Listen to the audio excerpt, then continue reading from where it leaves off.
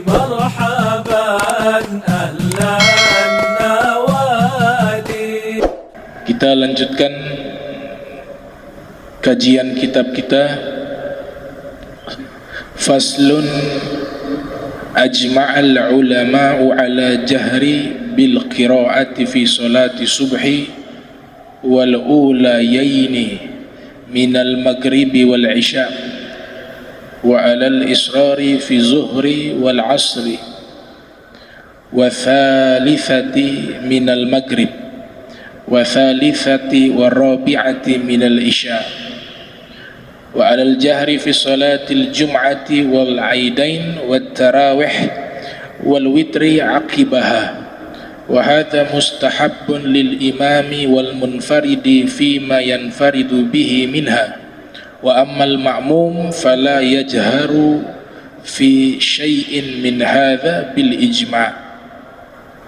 Al-Imam An-Nawawi menyebutkan satu fasal khusus dengan pernyataan ajma'al ulama, para ulama bersepakat alal jahri bil qira'ati fi salati subhi wal ulayaini minal maghrib wal isya, yakni membaca secara jahar, mengeluarkan suara, membaca surat, mengeluarkan suara di salat subuh dan 2 rakaat dari awal salat maghrib dan 2 rakaat di 2 rakaat awal salat isya. Dan al-israr wa alal israr fi zuhri wal asri, dan tidak mengeraskan bacaan di salat zuhur dan salat asar, dan 3 atau rakaat yang ketiga dari salat maghrib, dan rakaat ketiga dan keempat dari salat isya. Nah, ini kita sudah jalani sesuai dengan apa yang dinyatakan oleh Imam Nawawi. Ini bentuk kesepakatan. Ya, kalau kita merujuk referensi hukum Al-Quran wa sunnah wal ijma' wal qiyas. Al-ijma' artinya kesepakatan para ulama. Jadi bacaan-bacaan di dalam solat yang kita bacakan waktu solat zuhur tidak mengelaskan bacaan, solat asar juga demikian, solat maghrib 2 rakaat pertama kita keraskan suara, rakaat terakhir tidak mengeraskan suara, solat isya 2 rakaat pertama kita keraskan suara, 2 rakaat terakhir kita tidak keraskan suara ketika membaca surat dalam Al-Quran ataupun zikir-zikir di dalam solat. Itu semuanya sudah benar, ijma', kesepakatan. Nah, kalau kita keluar daripada konteks ini, zuhur kita baca jahar sengaja, al-asr juga kita baca secara jahar, secara sengaja, maka status hukumnya tidak langsung dinyatakan bid'ah, tapi makruh menurut para fuqaha. Makruh, ma yuthabu ala tarqihi wa la yu'aqabu ala fi'lihi. Kalau kita tinggalkan hal itu dapat pahala, kalau kita kerjakan tidak mendapat dosa. Jadi tidak merusak solat, akan tetapi status hukumnya makruh. Ini sebagaimana yang dinyatakan oleh Syekh Nawawi Al-Bantani dalam kitab Nihayatuz Zain. Jadi kalau kita jaharkan bacaan kita di solat yang sunnahnya sir, hukumnya makruh. Sebaliknya, solat yang jahar kita sirkan, hukumnya makruh. Wa alal jahri fi salatil jum'ati wal aidaini wat tarawih, demikian juga jahar membaca di salat Jumat. Salat Jumat kita baca suara terdengar, suara keras, jahar. Salat 2 hari raya juga sama. Salat tarawih juga demikian, sunnah kita membaca dengan mengeraskan suara atau mengeluarkan suara di dalam membaca surat. Wal witr, dan juga salat witir aqibaha, selesai salat tarawih. Wa hadza mustahab, ini hukumnya anjuran dan hukumnya sunnah. Lil imam, bagi imam, wal munfarid, atau solat sendiri. Dia solat sendiri juga statusnya sunnah untuk membaca secara jahar di solat yang jahar, membaca sir di solat yang sir. Wa ammal ma'mum, adapun ma'mum, fala yajhar, dia tidak perlu membaca secara jahar. Fi syai'in min hadza bil ijma', dan ini termasuk perkara yang disepakati. Jadi kalau ma'mum yang diajarkan oleh para fuqaha seperti Al-Imam Ibnu Hajar Al-Haytami di dalam kitab Syarah Minhaj At-Talibin Tuhfatul Muhtaj, di situ beliau ajarkan cara ketika imam membaca suratul Fatihah, maka makmum mendengar, dia mendengar bacaan surat Al-Fatihah. Dan ini memang anjuran dari Allah Subhanahu wa taala, wa idza quri'a 'alaikumul qur'anu fastami'u lahu wa ansitu la'allakum turhamun. Apabila dibacakan kepada kalian Al-Qur'an, fastami'u lahu, dengar dengan konsentrasi, bukan fasma'u. Kalau fasma'u sekedar mendengar saja, tapi ditambah huruf ta, fastami'u lahu, artinya kita dengar juga berusaha untuk menghayati, bukan sekedar hanya mendengar, tapi berusaha untuk menghayati bacaan surat Fatihah dari imam. Wa ansitu, dan diamlah, la'allakum turhamun, semoga kalian diberikan rahmat. Imam Ghazali mengatakan perintah ini berlaku di dalam solat dan di luar solat. Maknanya di luar solat ketika membaca Al-Quran hendaklah kita konsentrasi, tidak berisik, dengarkan itu bacaan dengan penuh menghadirkan hati, bitadabbur, dengan mentadabburi makna-makna daripada bacaan tersebut.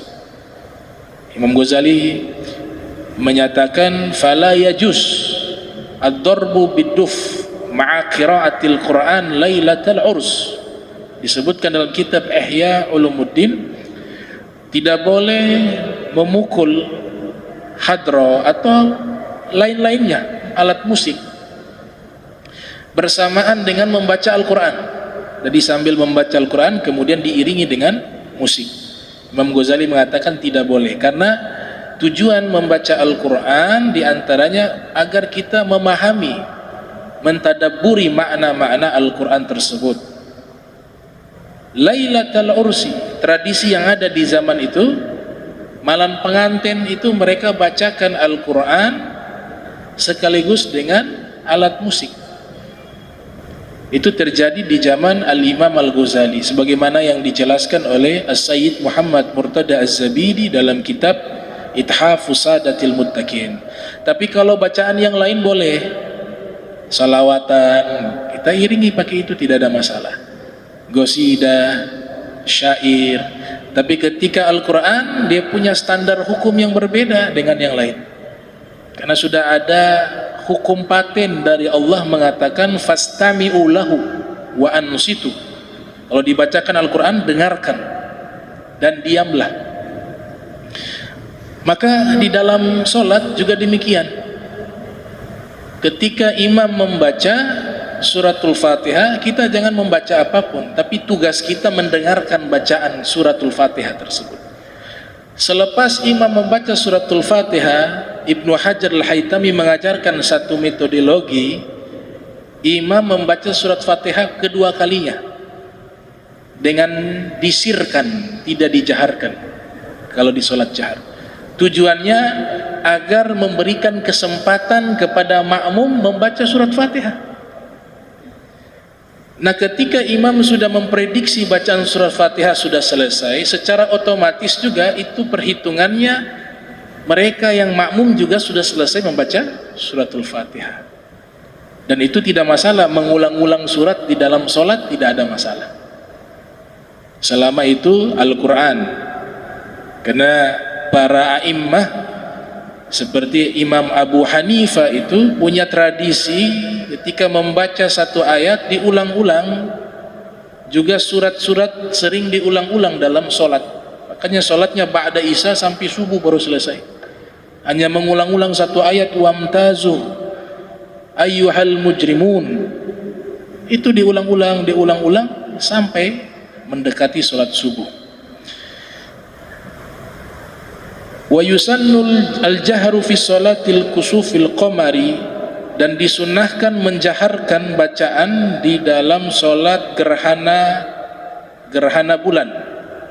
Kalau solat gerhana bulan bacaannya jahar. Wal israru fi salatil kusufi syamsi, dan tidak dijaharkan atau dibaca secara sir di dalam solat gerhana matahari. Kalau gerhana bulan dibaca jahar, kalau solat gerhana matahari dibaca sir. Karena kalau matahari pasti waktu-waktu sirriyah, asar, kalau tidak zuhur, kalau tidak waktu duha. Kalau gerhana bulan masuk waktu malam, di situ ada solat maghrib, solat isya yang disunnahkan juga jahar.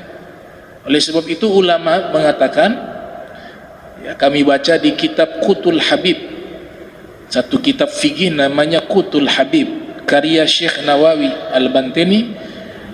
Kalau solat qadha yang tidak sengaja kan dimaknai dua dalam kitab Safinatun Najah. Azarus sholati ithnani, uzur dalam solat dua, an-naum wan nisyan, ketiduran dan lupa. Ketiduran dalam hadis dan lupa dalam hadis, Nabi mengatakan, man nama anis sholatin, siapa yang tertidur dari solat, fal yusolli, hendaklah dia solat, idza dzakaraha, ketika dia sudah mengingatnya, atau kama qala Nabi shalawatuhu wassalamu alaihi. Nah, Syekh Nawawi mengatakan solat yang tidak sengaja terlewatkan, solat wajib kita, misalnya solat zuhur kita lupa atau ketiduran, tahu-tahu sudah asar, kita solat asar. Sebenarnya kalau lupa dalam perkara sunnah bisa ditunda untuk diqadha, tapi kalau perkara-perkara yang tidak sunnah disegerakan untuk diqadha.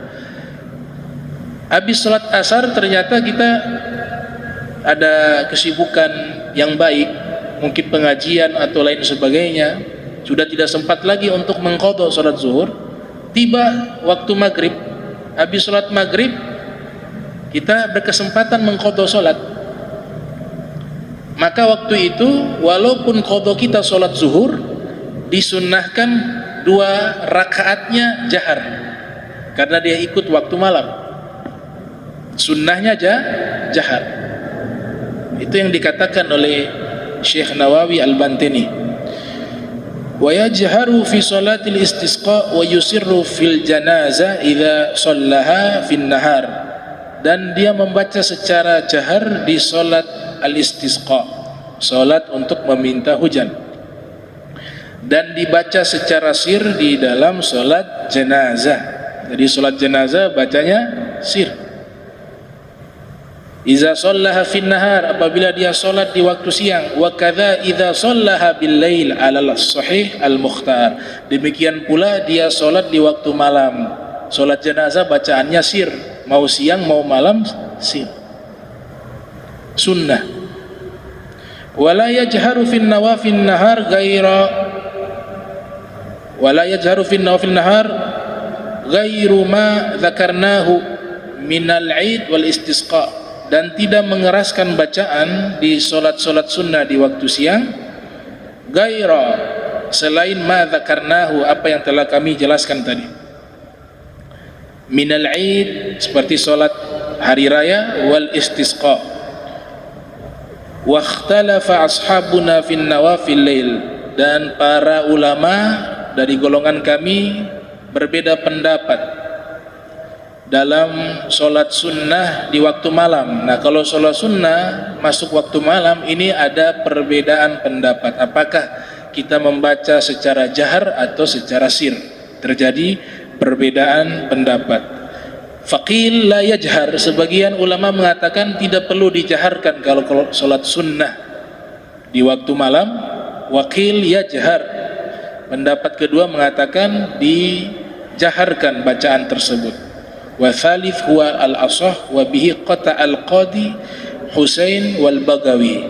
Nah, Imam Nawawi memilih pendapat ketiga yang tadi sholat sunnah, yaitu bacaannya tidak terlalu keras, tidak terlalu pelan, sedang kalau sholat sunnah di waktu malam. Sama seperti kunut nazilah. Kunut nazilah kalau kita kerjakan di sholat zuhur, sebagian ulama yang mengikuti pendapat daripada Al-Imam Husain bin Muhammad Al-Marwazi itu dibaca sedang, antara pelan dan keras, tengah-tengah. Nah, sholat sunnah yang dilakukan di waktu malam itu dianjurkan kita membaca dengan tawasud, tidak terlalu jahar, tidak terlalu pelan. Imam Nawawi mengikut pendapat daripada Al-Qadi Al-Husain wal Bagawi, wa bihi qata'a Al-Qadi Husain wal Bagawi yuqra'u bainal jahri wal israri. Kata Imam Al-Qadi Husain dan Imam Al-Bagawi, dibaca di antara jahar dan sir bacaan surat tersebut.